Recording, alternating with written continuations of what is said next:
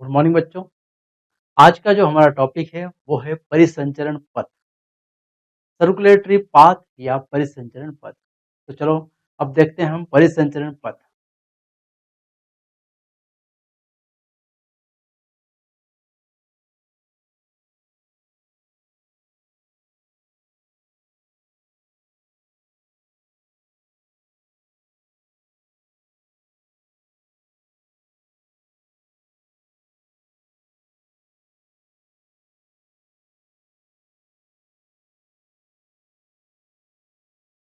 परिसंचरण पथ और परिसंचरण पथ हमारे पास दो प्रकार के हैं।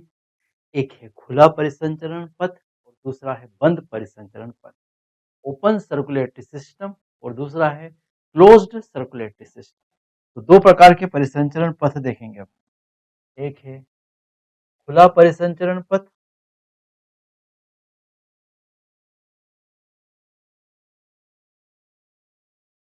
यह है हमारा खुला परिसंचरण पथ।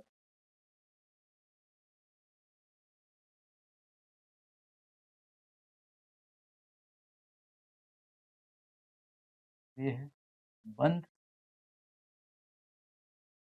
परिसंचरण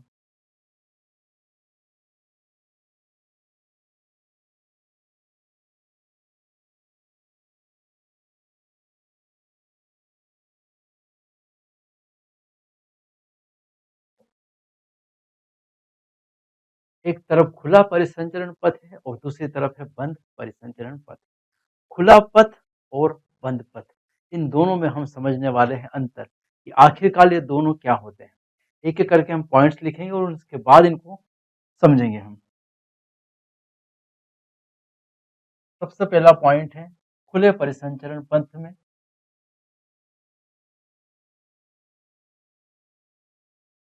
रक्त, जिसको हम कहते हैं हीमोग्लोबिन,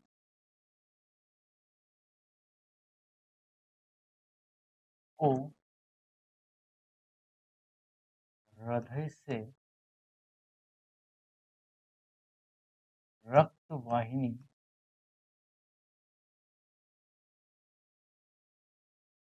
में छोड़ा जाता है।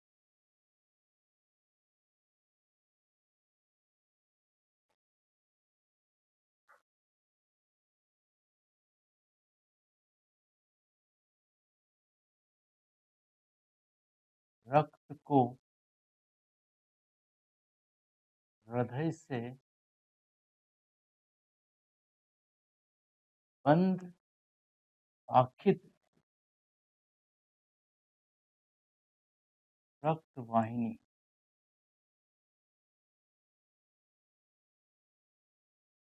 में छोड़ा जाता है।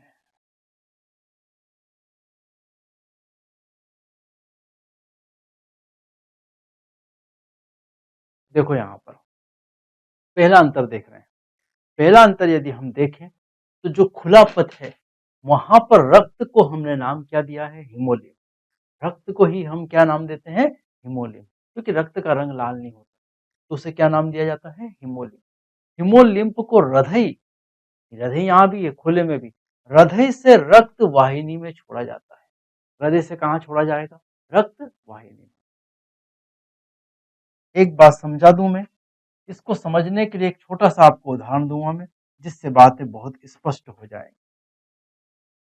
आपने किसान के पास दो प्रकार का वाटरिंग सिस्टम देखा होगा। खेतों में किसान जो फसलों को पानी देता है उसके दो तरीके होते हैं, आपने बहुत स्पष्ट देखा होगा। एक किसान कुएं या बोरिंग से मोटर की हेल्प से पाइपों द्वारा पानी खेत में छोड़ता है और खेत में मेड़ बनाकर पानी खुला छोड़ देता है।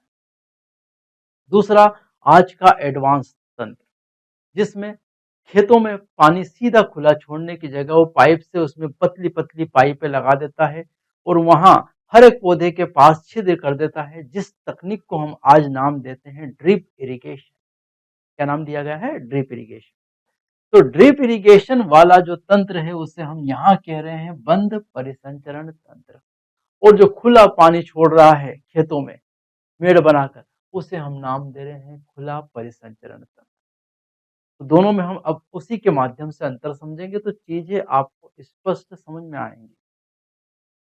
यहाँ रक्त को हृदय से रक्त वाहिनी में क्या किया जाता है? छोड़ा जाता है।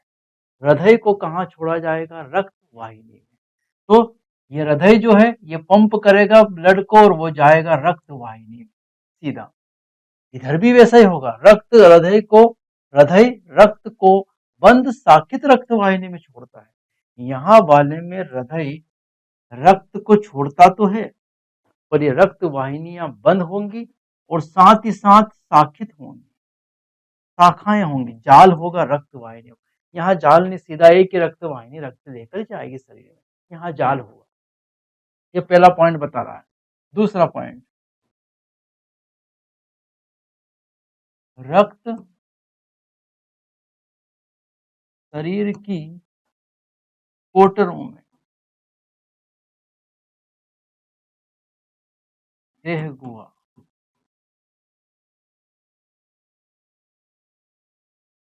कोटरों में बहता है। इधर अगर हम देखें, रक्त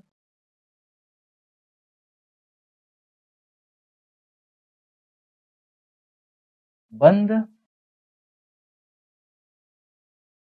साकित रक्त वाहिनी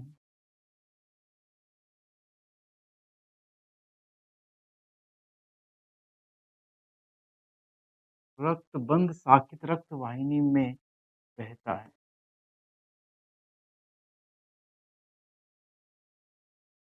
यहाँ पर शरीर की कोटरों मतलब खाली जगहों पर, जिसे हम देह गुहा कहते हैं, उसमें बहेगा रक्त, क्योंकि रक्त वाहिनी सीधा उसको वहां ले जाके छोड़ देगी। मतलब पाइप सीधा खेत में लाकर छोड़ देगी पानी को।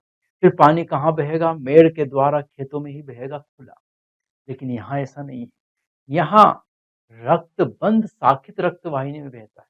यहाँ पाइपों में बहेगा, पतली पतली, जिसे हम ड्रिप इरिगेशन कहते हैं, उनमें बहेगा। तो इधर सीधा खेत में छोड़ दिया जाएगा। तीसरा पॉइंट,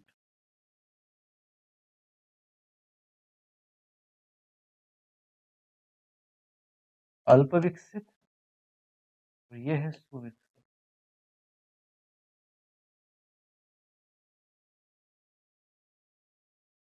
तो खुला पंथ जो है वो अल्प विकसित है, मैंने बताया। खेत में सीधा पानी डाल रहे हैं। और बंद परिसंचरण तंत्र जो है, पथ जो है, वो है सुविकसित, क्योंकि यहाँ पर ड्रिप इरिगेशन है। पानी की स्पीड फास्ट होगी, जल का लॉस कम होगा, दोनों का बात यहाँ रहेगी। इसके उदाहरण यदि हम देखें, खुला परिसंचरण तंत्र के उदाहरण देखें तो आर्थ्रोपोडा, संधिपात वाले,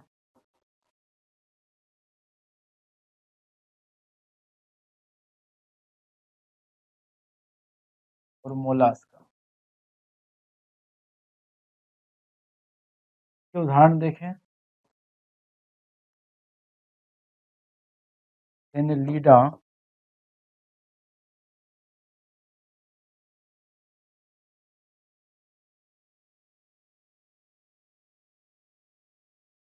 तो नीचे एनेलिडा और नीचे कॉर्डाटा, कॉर्डेटा।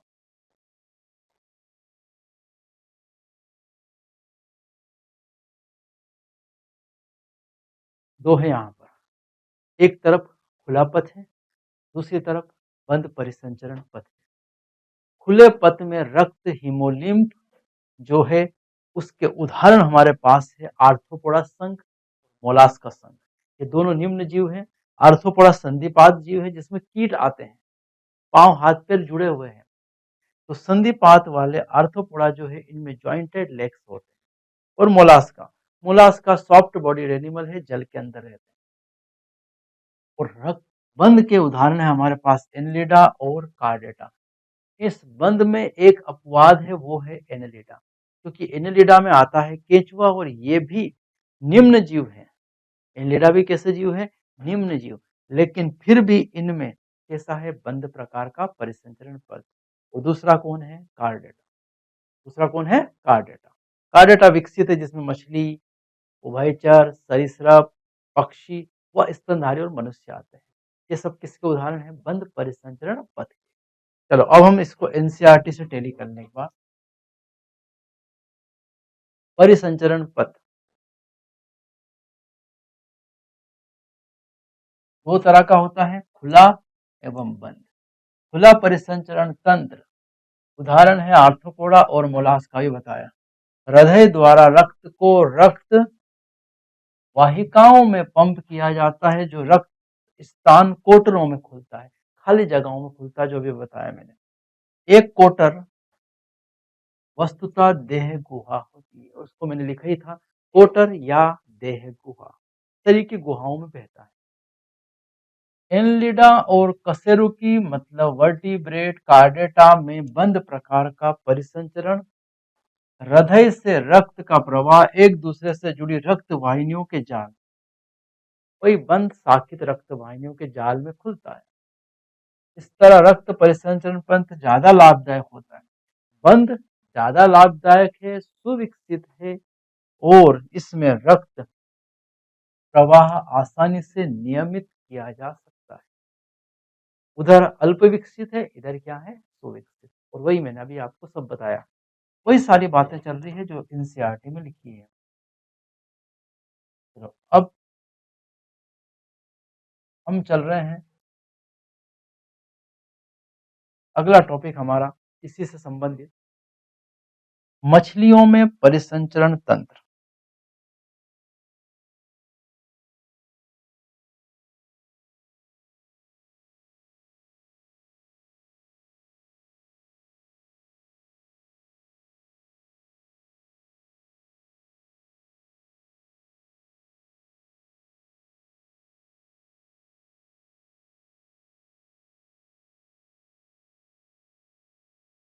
मछलियों में क्या देख रहे हैं? परिसंचरण पथ।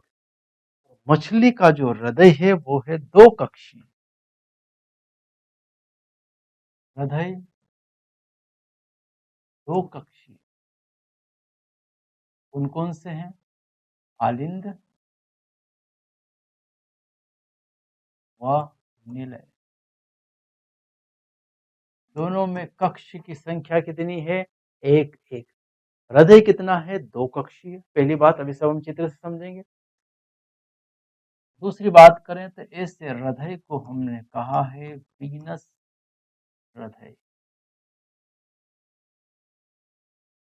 अशुद्ध रक्त।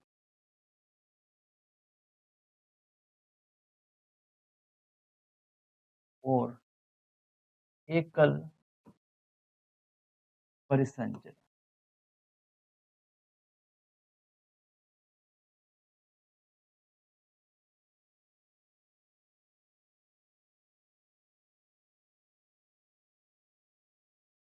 जो समझ लेते हैं यहां से, ये हमारा हृदय,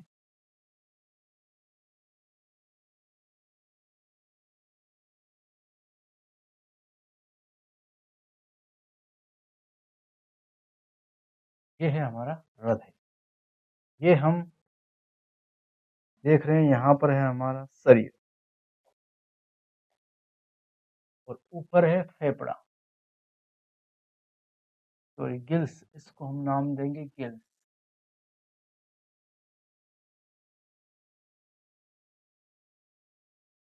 ये यहाँ से गया शुद्ध रक्त,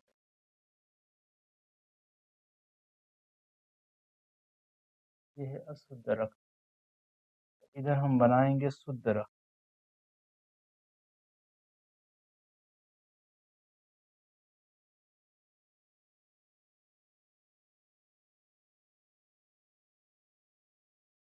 ये है शुद्ध रक्त,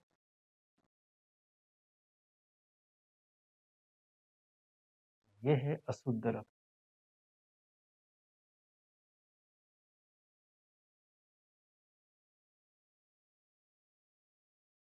ये भी अशुद्ध रक्त।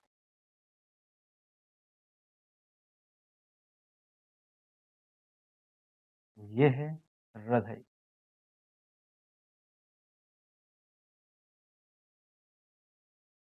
आलिंद नीले। चलो अब समझते हैं इसको हम यहाँ से। मछलियों में जो हृदय है वो कैसा है? दो कक्षीय। एक कक्ष को नाम दिया है आलिंद और दूसरे कक्ष को नाम दिया है निलय। आलिंद और निलय दो कक्षीय हृदय है। मतलब जैसे एक बिल्डिंग में कमरे कितने हैं? दो। वैसे ही एक हृदय में कक्ष कितने हैं? दो। आलिंद और निलय। दूसरी बात करें यदि, तो शरीर जो रक्त शरीर से जो कलेक्ट किया जाता है उसमें कार्बन डाइऑक्साइड की मात्रा ज़्यादा होती है, और कार्बन डाइऑक्साइड की मात्रा ज़्यादा है तो ऐसे रक्त को क्या नाम दिया है? अशुद्ध रक्त। क्या बोल दिया है? अशुद्ध रक्त। तो ये अशुद्ध रक्त शरीर से लेकर जाएगी यहाँ पर वाहिनी। कहाँ लेकर जाएगी? हृदय में। ये जो वाहिनी होगी, ये सिरा होगी जो अशुद्ध रक्त लेकर जाएगी। हृदय में भी फिर अशुद्ध रक्त ही बहेगा, और फिर वहां से एक वाहिनी हृदय से पंप होगी, वो अशुद्ध रक्त लेकर कहाँ जाएगी? गिल्स में। मछलियों के गिलफड़े होते हैं, गिल्स होते हैं, और वो गिल्स CO2 का बाहर छोड़ने का काम करेंगे और जल से ऑक्सीजन को अवशोषण या विसरण करने का काम करेंगे। तो इस रक्त से CO2 जल में चली जाएगी और जल से O2 आ जाएगी रक्त में। अब ये रक्त बन गया कैसा? शुद्ध। अब ये शुद्ध रक्त कहाँ पहुंचाया जाएगा? ये शुद्ध रक्त पहुंचाया जाएगा शरीर के पास। इस तरह से इसको कहा जाता है एकल परिसंचरण। ये क्या है? एकल परिसंचरण।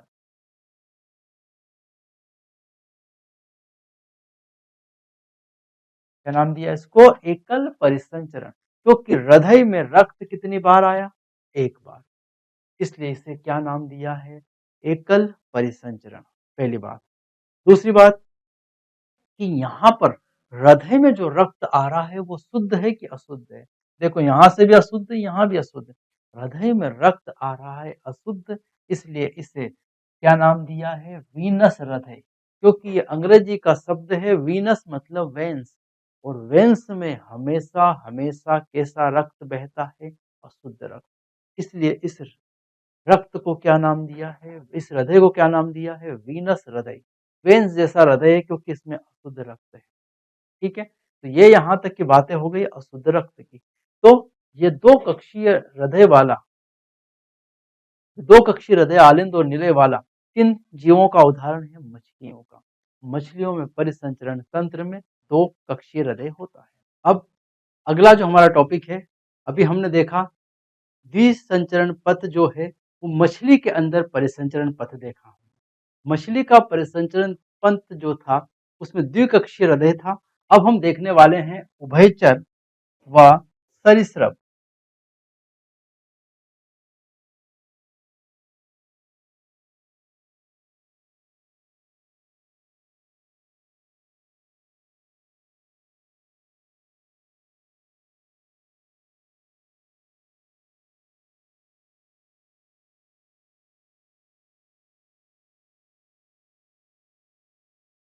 उभयचर व सरीसृप का परिसंचरण पथ।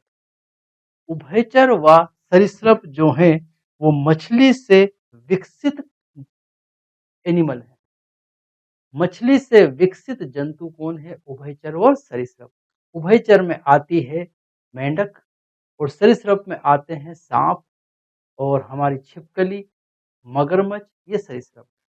अगर इनकी बात करें, इनमें है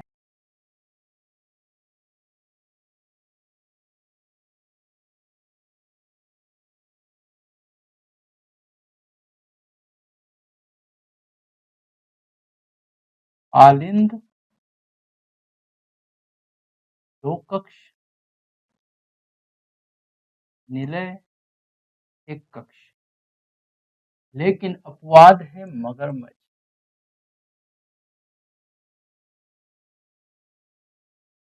पूर्ण चार कक्षीय।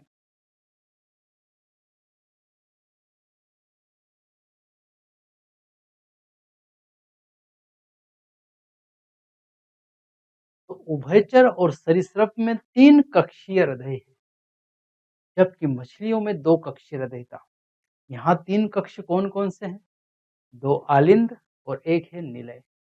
पर मगरमच्छ यहाँ पर अपवाद है। याद रखना मगरमच्छ यहाँ पर क्या है? अपवाद। क्या अपवाद है? इसमें पूर्ण 4 कक्षीय हृदय है, ये अपवाद है। तो मगरमच्छ यहाँ से अपवाद है। बाकी ये जो अगर हम बात करें उभयचर और सरीसृप की हृदय कितना कक्षीय है? 3 कक्षीय मात्र। 2 आलिंद, 2 कमरे आलिंद के और 1 कमरा निलय का।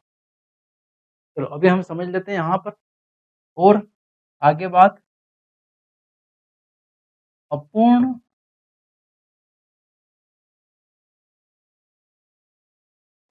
दोहरा परिसंचरण।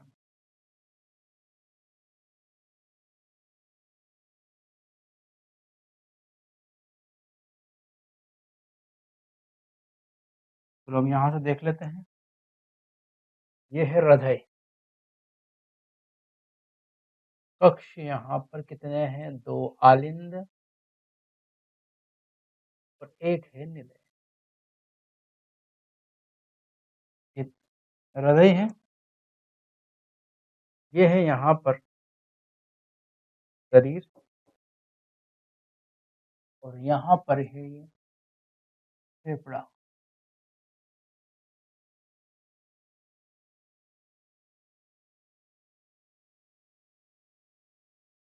इधर से लाने वाली मिक्स्ड ब्लड, यही मिक्स्ड ब्लड इधर भी जाएगा।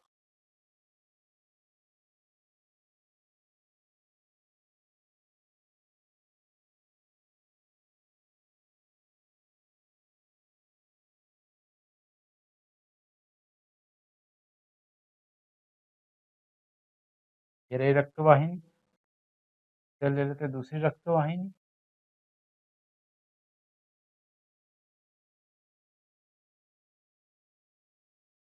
यहाँ ले लेते हैं दूसरी।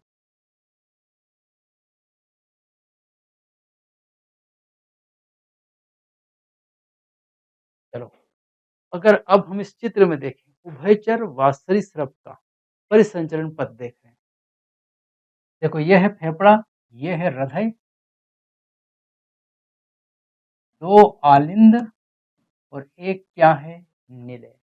2 ऑरिकल एट्रिया और 1 वेंट्रिकल। 2 आलिंद और 1 निलय। ऊपर है फेफड़ा, नीचे है शरीर। क्या चलता है इसमें, कैसे कार्य करता है समझना है यहाँ पर। शरीर से CO2 मुक्त होती है और CO2 वाला रक्त जाएगा जिस जो होगा यहाँ पर अशुद्ध रक्त।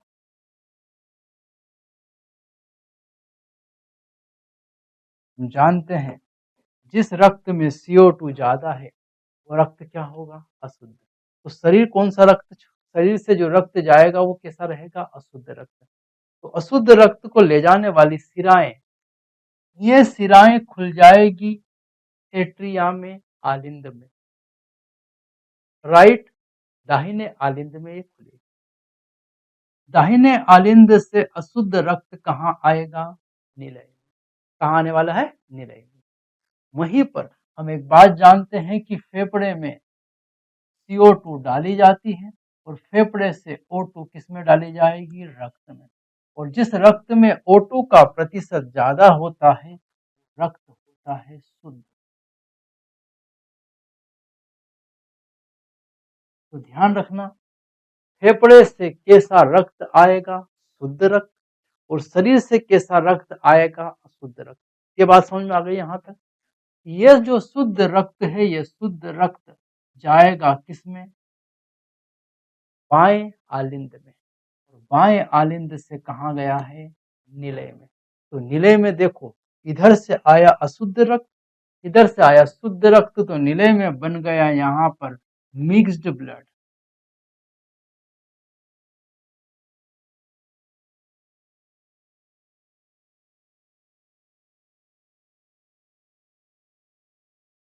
मिश्रित रक्त, शुद्ध और अशुद्ध दोनों का मिश्रण हो गया है, मिक्स्ड ब्लड हो गया। और यही मिक्स्ड ब्लड अब 2 जगह जाने वाला है। इधर हृदय से शरीर में कैसा जाएगा? यहाँ पर यही मिक्स्ड ब्लड, और यही मिक्स्ड ब्लड जा रहा है इधर फेफड़े में। फेफड़े में भी कैसा जाएगा? Mixed blood. मिक्स्ड रक्त कहाँ गया? फेफड़े में। तो फेफड़े में जाने वाला रक्त भी मिक्स्ड होगा और शरीर में जाने वाला रक्त भी क्या होगा? मिक्स्ड। तो इससे एक बात स्पष्ट हो गई कि यहाँ इन जीवों के शरीर में शुद्ध रक्त नहीं जाने वाला है। कैसा रक्त जाने वाला है? Mixed blood. इसीलिए ये थोड़े आलसी किस्म के होते हैं, ज़्यादा सक्रिय नहीं रह सकते। मनुष्य हुआ, स्तनधारी हुए, पक्षी हुए, ये सभी कैसे हैं? ये जो होते हैं, ये थोड़े से सक्रिय होते हैं और ये थोड़े निष्क्रिय टाइप के होते हैं। आलसी टाइप किस्म के जीव होते हैं। कौन से? उभयचर और सरीसृप। का एक कारण है कि इनको ऑक्सीजन पर्याप्त मात्रा में नहीं मिल पाती। इनके शरीर को ऑक्सीजन पर्याप्त मात्रा में नहीं मिल पाती, इसलिए इस तरह के जीव होते हैं। चलें यहाँ से आगे। ठीक है, ये समझ में आ गया यहाँ पर। तो उभयचर और सरीसृप, मेंढक और सांप में अगर हम देखें तो 3 कक्षीय हृदय है। मगरमच्छ इसका क्या है? अपवाद। चलो आगे बढ़े हम।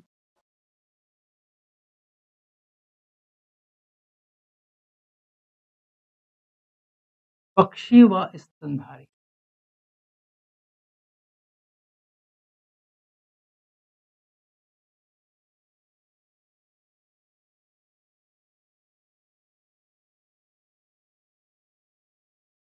में परिसंचरण पथ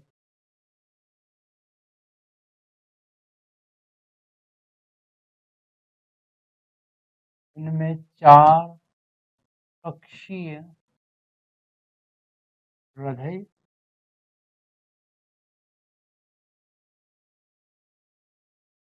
आलिंद 2 कक्ष, विलय 2 कक्ष, पूर्ण दोहरा परिसंचरण।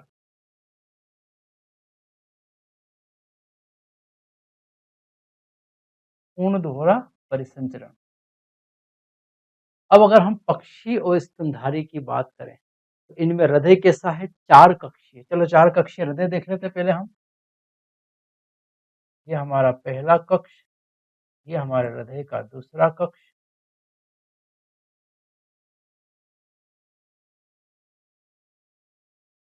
ये बन गया 4 कक्षीय हृदय। 2 यहाँ पर है आलिंद और 2 यहाँ पर क्या है? निलय। देखो ये जो निलय था, यहाँ पर देखें तो निलय में पार्टीशन वॉल नहीं थी, पर अगर इधर देखें तो ये पार्टीशन वॉल आ गई। बस इतना अंतर आया, 4 कक्षीय हृदय हो गया।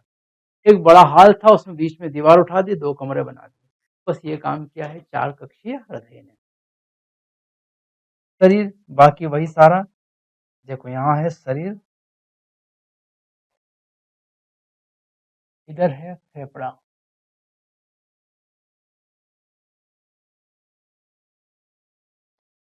नीचे है शरीर, ऊपर क्या है? फेफड़ा। नीचे शरीर, ऊपर क्या है? फेफड़ा। अब देखो यहाँ पर रक्त वाहिनियां आएंगी, चलाते हैं हम शुद्ध रक्त वाली।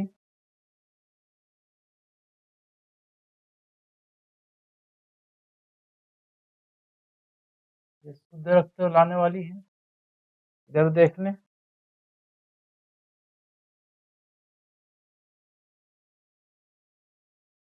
यह शुद्ध रक्त ले जाने वाली है।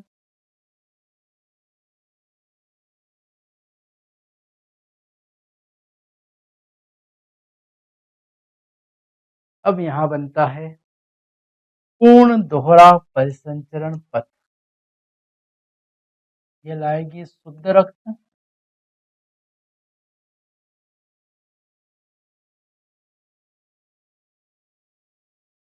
फुफ्फुसीय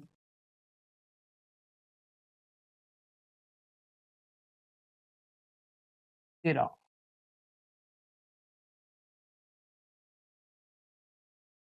ये है महाधमनी,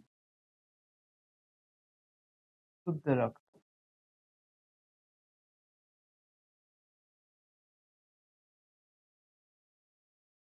महाशिरा, अशुद्ध रक्त।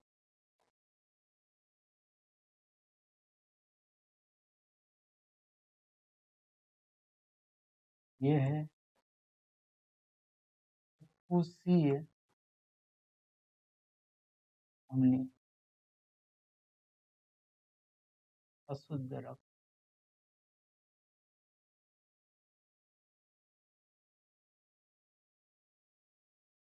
चलो अब यहाँ समझ लेते हैं वही कहानी। यहाँ शरीर से मुक्त होगी कौन सी गैस? CO2। और जिसमें CO2 गैस की मात्रा अधिक हो, उस रक्त को क्या कहा है? अशुद्ध रक्त। और शरीर से ले जाएगी कौन? महाशिरा। महाशिरा अशुद्ध रक्त लेकर जाने वाली है किसमें? हृदय में। हृदय के किस कक्ष में? तो दाहिने आलिंद में। हृदय के कौन से कक्ष में है ये? दाहिने आलिंद में ले जाएगी। यहाँ से अशुद्ध रक्त जाएगा दाहिने निलय में, और दाहिने निलय से फिर इस अशुद्ध रक्त को लेकर जाने वाली कौन है? फुफ्फुसीय धमनी। कहाँ पहुंचा देगी? फेफड़े में। फेफड़े से फिर अगर हम चले यहाँ पर, शुद्ध रक्त कौन लाएगी? फुफ्फुसीय शिरा। कौन लाएगी? शुद्ध रक्त को। फेफड़ा में फिर हम CO2 डाल देते हैं और O2 ले आते हैं। O2 ज्यादा वाला रक्त कहलाता है शुद्ध रक्त, जो किसमें है? फुफ्फुसीय शिरा में। फुफ्फुसीय शिरा आकर किसमें खुलेगी? बाएं आलिंद में। रक्त बाएं आलिंद से कहाँ जाएगा? बाएं निलय में। और बाएं निलय से कहाँ जाएगा? बाएं निलय से महाधमनी शुद्ध रक्त को लेकर कहाँ जाएगी? शरीर में। इस प्रकार हृदय में रक्त कितनी बार आ रहा है? 2 बार। एक बार महाशिरा द्वारा और दूसरी बार फुफ्फुसीय शिरा द्वारा। और इसीलिए इसे कहा जाता है पूर्ण दोहरा परिसंचरण पथ। इससे पहले अगर देखें तो अपूर्ण दोहरा परिसंचरण पथ था, क्योंकि दोनों जगह पर मिक्स्ड ब्लड था। रक्त यहाँ भी 2 बार आया है हृदय में, लेकिन यहाँ मिक्स्ड ब्लड है। इसी कारण इसे क्या नाम दिया है? अपूर्ण दोहरा परिसंचरण पथ। लेकिन यहाँ देखें तो यहाँ पर क्या है? पूर्ण दोहरा परिसंचरण पथ है। ये समझ में आ गई बात? तो ये स्तनधारी व पक्षी का पूर्ण दोहरा परिसंचरण पथ है। 4 कक्षीय क्या है? हृदय। और इसीलिए स्तनधारी को, मनुष्य को शुद्ध रक्त मिलता है, O2 युक्त रक्त मिलता है। इसलिए हम सक्रिय रहते हैं, दिन भर सक्रिय रहते हैं, दिन भर कार्य कर सकते हैं। क्यों? क्योंकि हमको शुद्ध रक्त मिल रहा है। ठीक है। अब इसी बात को हम NCERT के माध्यम से टेली करते हैं, वहां से समझ रहे हैं।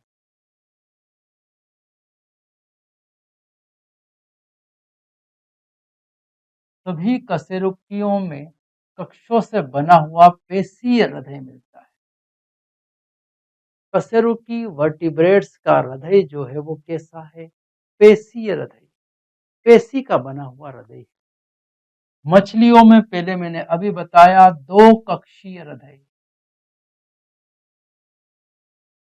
एक आलिंद एक निलय। उभयचर तथा सरीसृपों में मगरमच्छ को छोड़कर 4 कक्षीय है, 3 कक्षीय हृदय है। अभी बताया मगरमच्छ में पूर्ण 4 कक्षीय, बाकी सरीसृप और उभयचर में 3 कक्षीय हृदय, 2 आलिंद और एक निलय। जबकि मगरमच्छ पक्षी तथा स्तनधारियों में, पक्षी व स्तनधारियों में हृदय कितना है? 4 कक्षीय हृदय है। 2 आलिंद, 2 क्या है? निलय। 4 कक्षीय हृदय। मछलियों में हृदय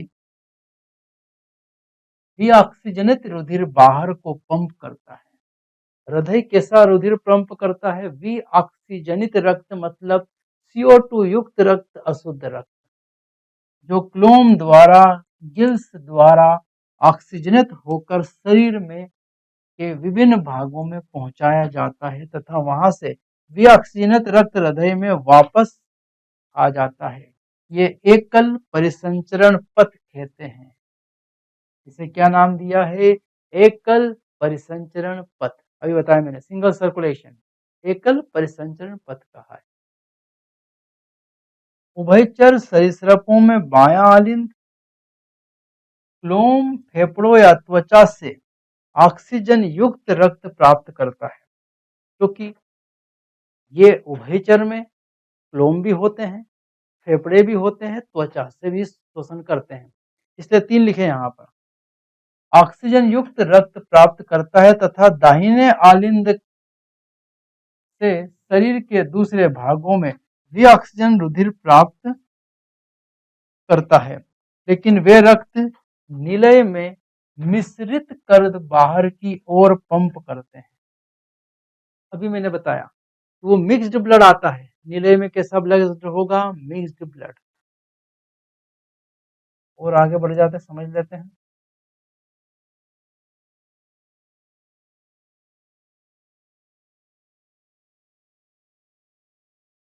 मिश्रित कर बाहर की ओर पंप करते हैं, इस क्रिया को अपूर्ण दोहरा परिसंचरण कहते हैं।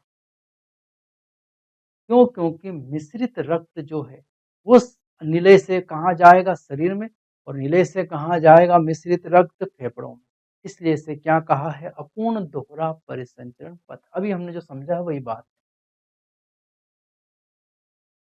पक्षी व स्तनधारियों में ऑक्सीजनित विऑक्सीजनित रक्त क्रमशः बाएं और दाएं निलयों में आता है, आलिंदों में आता है, जहां से उसी क्रम में बाएं और दाएं निलयों में जाता है, और निलय बिना रक्त को मिलाए इन्हें पंप करता है। निलय में रक्त का मिक्सिंग नहीं होता क्योंकि वहां पार्टीशन वॉल आ गई है।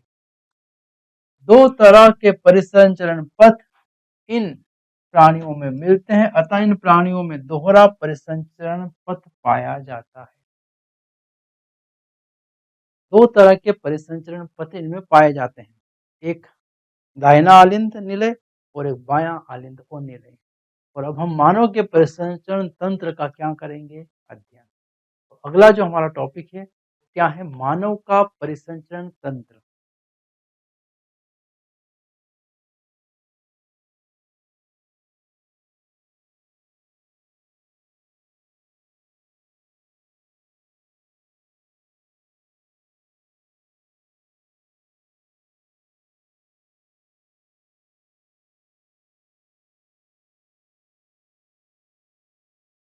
अगला जो हमारा टॉपिक है वो क्या है? मानव परिसंचरण तंत्र। मानव परिसंचरण तंत्र जो है वो अगला इस अगले लेक्चर का हमारा टॉपिक रहेगा। इसमें हम हृदय पढ़ेंगे। मानव परिसंचरण तंत्र में हम किसका अध्ययन करने वाले हैं? हृदय का। तो हृदय का हम अध्ययन करने वाले हैं मानव परिसंचरण तंत्र में। हृदय की संरचना देखेंगे, उसका स्ट्रक्चर देखेंगे, आंतरिक संरचना देखेंगे। ये सब चीजों का अध्ययन हम किसमें करने वाले हैं? मानव परिसंचरण तंत्र में। तो अब हम इस चैप्टर का सबसे इंपॉर्टेंट टॉपिक हम देखने वाले हैं मानव परिसंचरण तंत्र, और उसमें क्या पढ़ेंगे हम? हृदय। जैसे अगर मैं एक बात बताऊं कि आपको यदि पानी को टंकी के ऊपर चढ़ाना है, दूसरी मंजिल पर टंकी में चढ़ाना है, तो आपको 3 चीजों की आवश्यकता है, मोटर, पाइप और पानी। और वैसे ही हृदय में पूरे शरीर में रक्त का संचरण करना है तो 3 चीजें चाहिए, पानी मतलब रक्त, पाइप मतलब रक्त वाहिनी, और मोटर मतलब हृदय। तो अभी हमने अध्ययन कर लिया है पानी मतलब शरीर के तरल रक्त तथा लसिका। अब हम अध्ययन करेंगे वो पंप जो पूरे शरीर में इसका संचरण करता है, वो कौन है? हृदय। तो हम नेक्स्ट लेक्चर, कल के लेक्चर में देखेंगे हृदय मानव परिसंचरण तंत्र का भाग। इसी तरह हमारे वीडियो के साथ लगातार अंत तक बने रहिए। आपका रिवीजन लगातार चलेगा और आप इस नीट की परीक्षा में अच्छे मार्क्स के साथ उत्तीर्ण होंगे। धन्यवाद सभी।